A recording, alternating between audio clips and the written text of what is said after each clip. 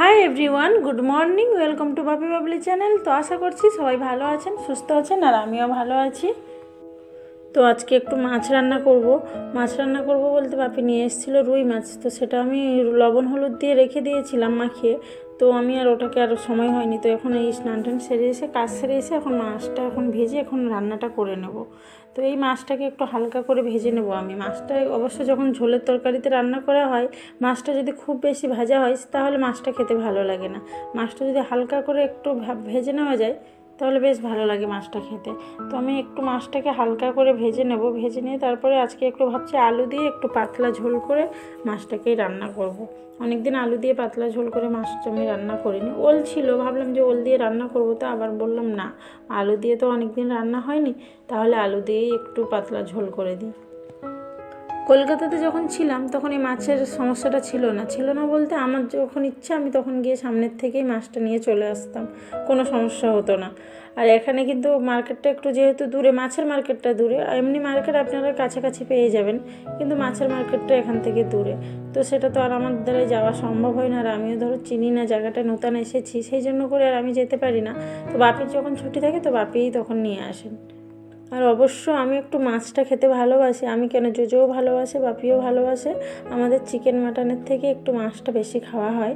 আর বাঙালি মানেই অবশ্য মাছ ভাতেই পরাণ, সবাই বলা যায় না, মানে একটা বলার কথা নয়, সবাই জানে এটা, বাঙালি মানেই মাছ ভাত পছন্দ।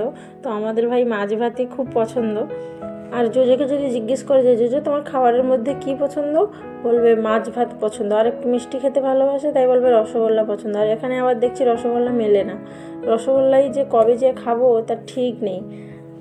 আর এখানে তো এখন গরম গরম লাগছে, ঠান্ডাটা চলে গেছে, এখন যেন মনে হচ্ছে হালকা হালকা গরম পড়ে গেছে। আবার শুনছি এখানে নাকি গরম নাকি প্রচুর গরম পড়ে, এতটাই গরম পড়ে যে 40 ডিগ্রি পার হয়ে মানে 45 ডিগ্রি হয়ে যায় এখানে, এতটাই গরম পড়ে। কলকাতায় 30 ডিগ্রি 35 ডিগ্রি হলেও মানে মাথা খারাপ হয়ে যায়, এতটাই গরম হয় ওখানে। আর এখানে আমি ভাবতে পারছি না যে আমরা যে কীভাবে থাকবো তা ঠিক নেই, বেরোনোই যাবে না, এতটাই নাকি গরম পড়ে। বাপি তো বলছে আর বছরে নাকি এখানে 43 না 45 ডিগ্রি এখানে গরমটাই ছিল। এবছর যে কতটাই হবে তার ঠিক নেই, সে কথা ভাবলেই আমাকে ভয় করছে। এখানে আবার কি ঠান্ডাটাও খুব বেশি পড়ে, গরমটাও খুব বেশি পড়ে, আর বৃষ্টিও হয় খুব বেশি। কারণ আমার যেটা মনে হয় এখানে পলিউশন কম যেহেতু, আর গাড়ি ঘোড়া তো আছে কিন্তু একটু পলিউশন কিন্তু এখানে অনেকটাই কম। আমাদের ওদিকে যেমন কলকাতার দিকে যতটাই পলিউশন, অনেকটাই পলিউশন ফ্রি, এখানে একদমই পলিউশন নেই। তো আমার মনে হয় সেই জন্য ওয়েদারটা পুরো পারফেক্ট ওয়েদার থাকে, যে গরমেই খুব গরম, ঠান্ডাতে খুব ঠান্ডা, আবার বৃষ্টির দিনেও খুব বৃষ্টি। আর এত বড় শীতই গেল কিন্তু এর মধ্যে কিন্তু কুয়াশা এখানে খুব বেশি পড়েনি। তো ঠান্ডার দিন থাকলে কিন্তু মানুষ যাই হোক এখানে ঠান্ডার দিনে একটু চলতে পারবে, কারণ ঠান্ডা লাগলে একটু গায়ে কিছু জ্যাকেট কি কিছু পরে নিলে সবাই আরাম, আর শুতে গেলে ব্যাস ব্ল্যাঙ্কেট গায়ে দিয়ে দিলে আর কোনো চিন্তা নেই। কিন্তু গরম দিনে ভাই শান্তি নেই, গরম দিনে ফ্যানের হাওয়ায়ও শান্তি নেই, এসি চালালে যদি এসির থেকে একটু বাইরে গেলে তাহলে তো গরম, এতটাই গরম যে আর বোঝাই যাবে না। তার থেকে নন এসির থেকে ফ্যানের হাওয়া খাওয়াটাই ভালো। যাই হোক, আমাদের তো সব প্রকারের ওয়েদারের সাথেই আমাদের ম্যানেজ করে চলতে হবে বলুন। যদি খুব বেশি ঠান্ডা পড়ে, একদমই যদি গরম না পড়ে সেটা আবার খুব খারাপ, আবার গরম যদি খুব বেশি পড়ে, বৃষ্টি না হলে সেটা আবার খুব খারাপ।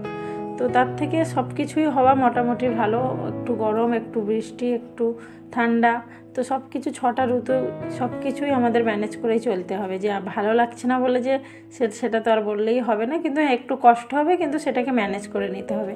আর এই যে আমার দেখুন রান্নাও হয়ে এসেছে, আলু দিয়ে হালকা একটু মশলা দিয়ে আমি মাছটাকে করে নিচ্ছি। হালকা মশলা বলতে কি, আদা রসুন দিয়েছি, আর জিরে দিয়েছি, জিরের গুঁড়ো দিয়েছি, আর ধনের গুঁড়ো দিয়েছি, ব্যাস পেঁয়াজ দিয়েই আর একটু কাঁচা লঙ্কা দিয়েই আমি রান্নাটা করে নিচ্ছি। খুবই হালকা মশলা দিয়েই করছি, হালকা মশলা দিয়ে করলে কিন্তু ভালো লাগে। আর একটু মিষ্টি মাছ তো, সেটা হালকা মশলা দিয়ে করলে খুবই বেশি ভালো লাগে। তো আমি মাছটাকে হালকা পুরো আলু দিয়ে হালকা পাতলা করে পুরো ঝোল করে নিচ্ছি। আর যেহেতু আমরা 3 জন লোক, তো একটু আলুটা বেশি দিয়েছি, কারণ আমি একটু আলুর ভাগটা বেশি খাই, আর জোজো একটু আলুর ভাগ খায়। ব্যাস এবার ঝোলে মাছটা দিয়ে দিলাম।